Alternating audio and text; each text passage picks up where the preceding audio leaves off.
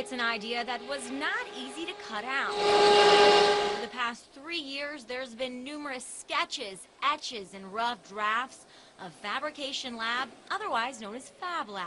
I'm sure some people probably thought you were a little crazy at first. Yeah. The 3,600 square foot lab is Matt Norris's brainchild, It's just bumps on the surface. where science, technology, and math meet and mix with your imagination.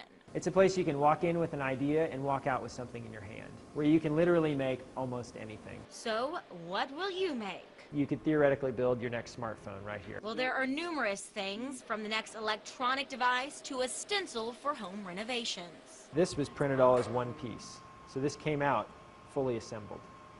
Just like this whistle was printed with the ball inside of it.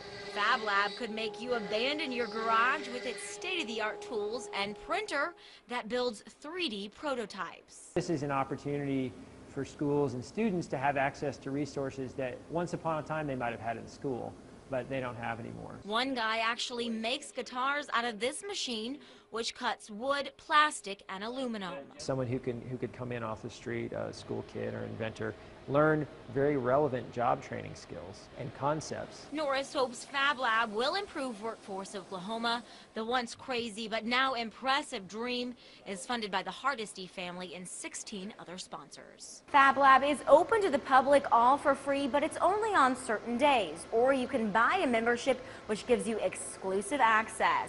Reporting in Midtown Tulsa, Liz Bryant, 2 News Works for you.